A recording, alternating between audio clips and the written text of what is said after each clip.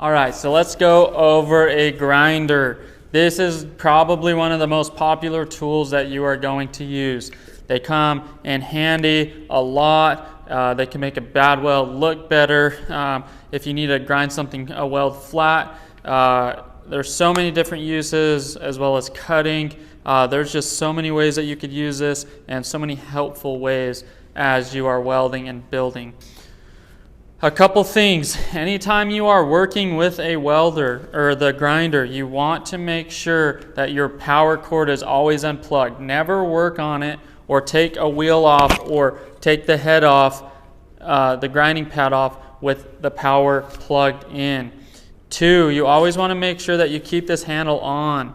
Whether you be left-handed or right-handed, it is very important to be, as you're grinding, you always want to have 2 hands on the grinder. I've seen these kick back way too many times. 2 hands relieve a lot of that. It makes it so that you have more pressure on it, so that if it does want to kick back, you have more control of it. So always make sure you keep this handle on. As well, you want to make sure that you always keep this guard on. This guard, I've seen wheels break, and this guard saves a lot of people. I've seen people not use these guards, and I've seen cut-off wheels in guys impaled into people's faces. So you want to make sure that you always keep this guard on. Never take it off. It's very important. It's also important for shooting sparks into certain directions so that they're not shooting at you. It's very, very helpful.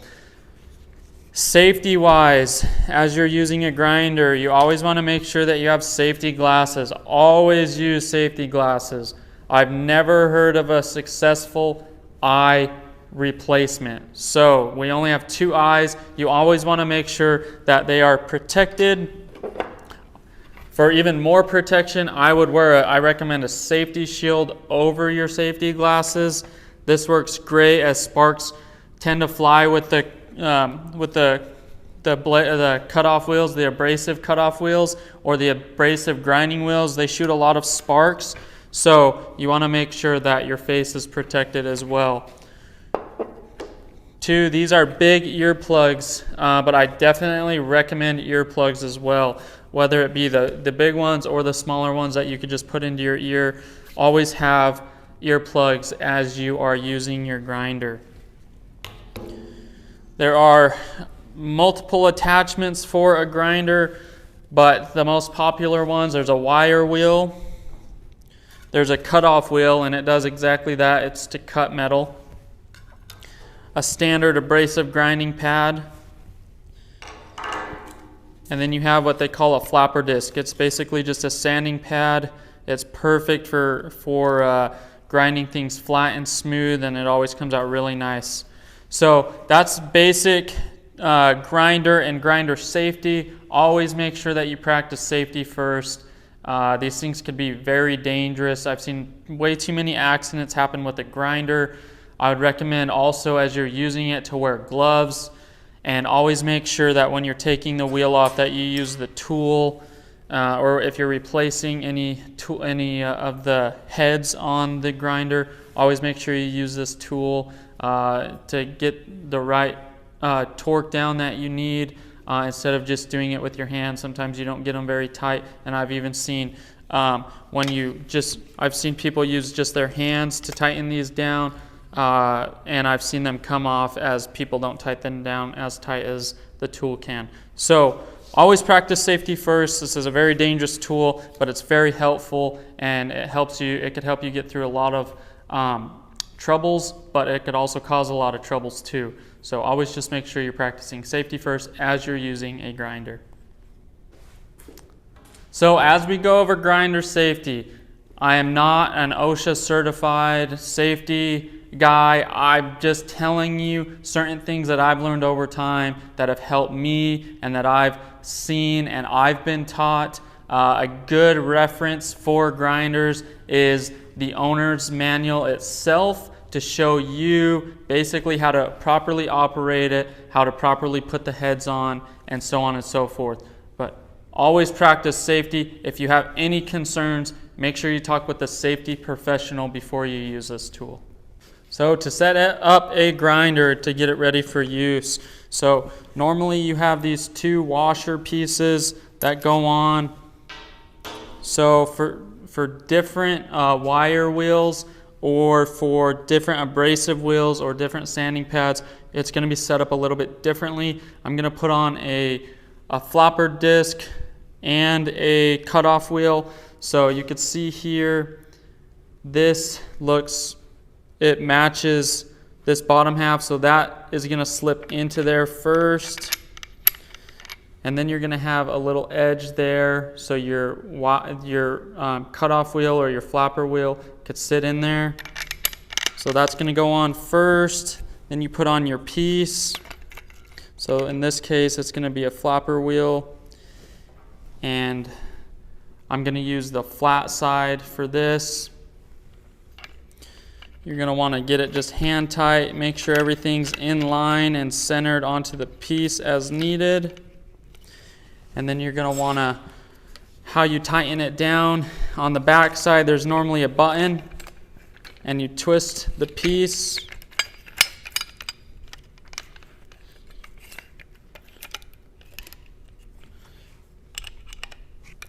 Until it locks. It's locked there, and crank down on that, and then it's nice and solid. And then to take it off, you push the button again until it locks, and then you pop it off using your hand tool. For a wire wheel,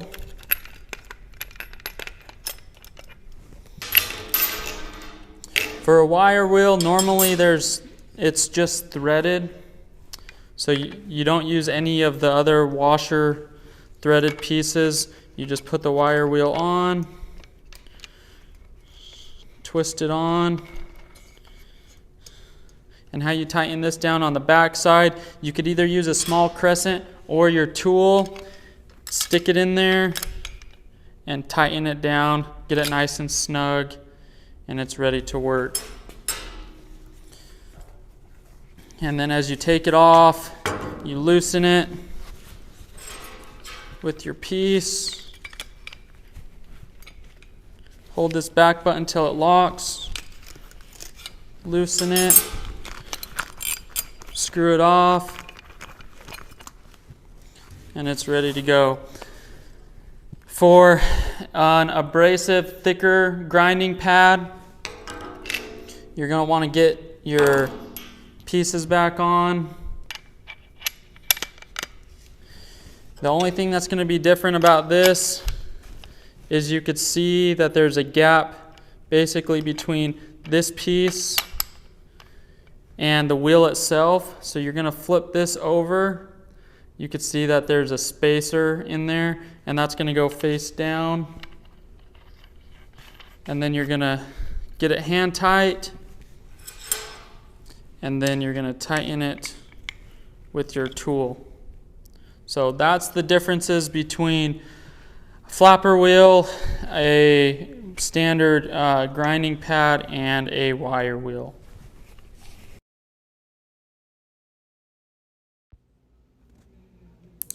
So this is a bare grinder with no wheel on it. I'm going to put this washer on, make sure that it fits on there nice.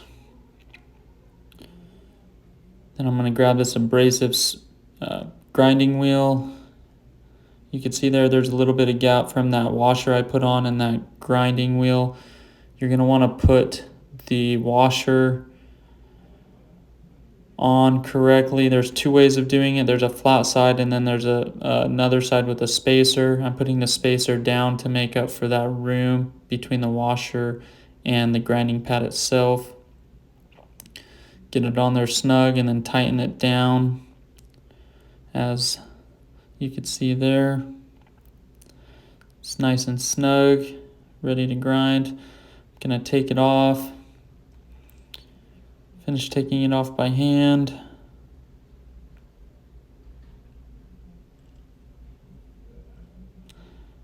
I'm going to put a wire wheel on it. This doesn't require the washers, just the wire wheel itself. You can see there's threads on it. We're going to thread it on there. hand tighten it and then finish tightening it down with our tool. Get it nice and snug. That's ready to work. Now to take it off, loosen it up, finish taking it off by hand. Now it's time for a cutoff wheel. So we're going to put the first washer on.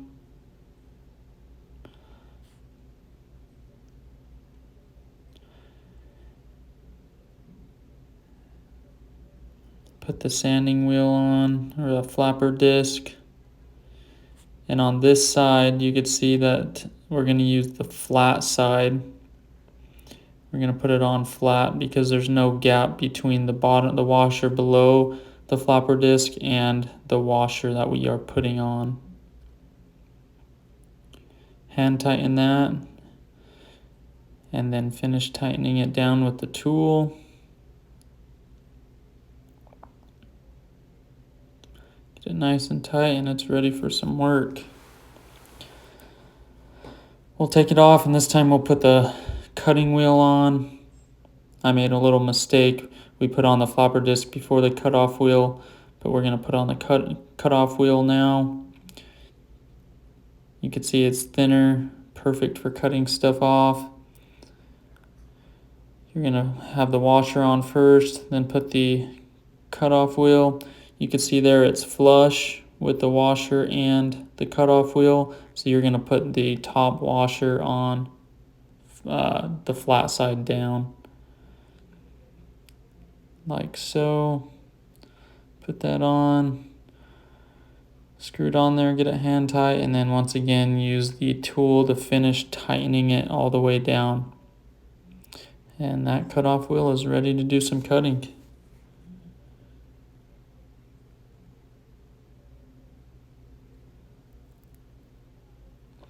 To adjust on this grinder, you just push a button down where my pointer finger is and adjust it that way, and then it will manually lock.